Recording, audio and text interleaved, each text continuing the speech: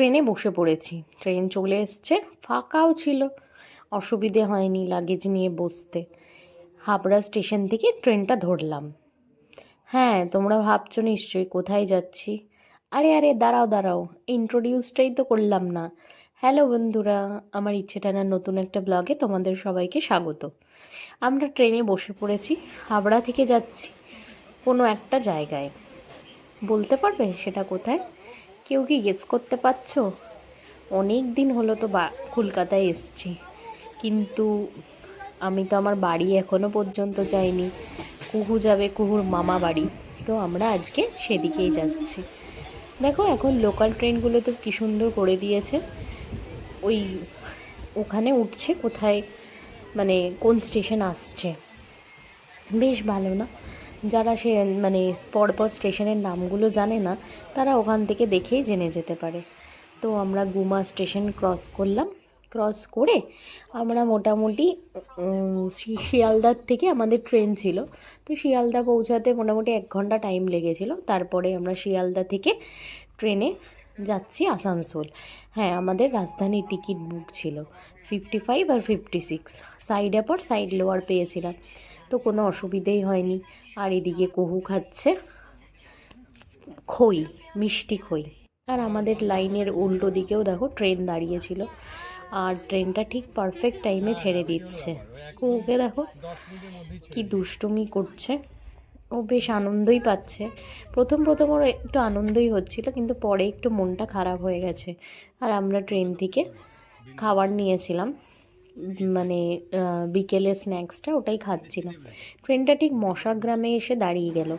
আমরা জানতাম যে এখানে মশাগ্রামে কাজ চলছে, তাই জন্য ওখানে একটু প্রবলেম হয়েছিল, বাট খুব একটা ডিলে হয়নি, মাত্র 1 ঘন্টায় ডিলে হয়েছে। আমরা এই 8:30 নাগাদ আসানসোল পৌঁছে গেছি। আর যথারীতি ভাই এসেছিলো আমাদের নিতে, এত লাগেজ ছিল তো তাই জন্য। আমরা যখন আসানসোল আসি ও প্রত্যেকবারই নিতে আসে। তো আমরা এই আসানসোল থেকে বেরিয়ে, স্টেশন থেকে বেরিয়ে এইবার যাব বাড়ির উদ্দেশ্যে। ঠিক 1 বছর পর বাড়ি এসেছি, এই আনন্দটাও একটা আলাদাই আনন্দ। এখন সত্যি কথা বলতে মানে ব্যাঙ্গালোর থেকে বাড়িতে আসা, কলকাতায় আসা, মানে এত আনন্দের থাকে না, এত আনন্দের হয়। 1টা বছর অপেক্ষা করে থাকি আমরা যে কবে বাড়ি আসবো বাড়ি আসবো। এই দিনগুলো যেন সারা জীবন এরমই থাকে।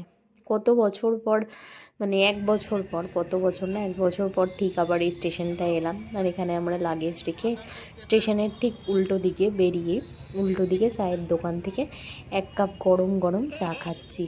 এই একটু হালকা ঠান্ডার আমেজ, তার মধ্যেই গরম চাটা, এর থেকে ভালো কম্বিনেশন আর কিছুই হয় না। তো চা খেয়ে আমরা অটোতে করে এবার বাড়ির পথে রওনা দেব। শীতটা এখানে হালকা হালকা পড়েই গেছে। আসানসোলে অ্যাকচুয়ালি ঠান্ডাটা যেমন থাকে গরমটাও সেরম থাকে, তো এখানেও বেশ ঠান্ডাটা হালকা হালকা পড়েছে, মানে হালকা কিছু গায়ে দিতেই হচ্ছে। আর এই যে খুব চেনা পরিচিত রবীন্দ্র ভবন, বিএনআর মোড়, একটা টাইমে এগুলোই ছিল রোজকার যাতায়াতের পথ। পড়তে যাওয়া, কলেজ যাওয়া, তারপরে চাকরির সূত্রে স্কুলে যাওয়া, এই সব কিছুই ফেলে এসেছি অনেক পিছনে।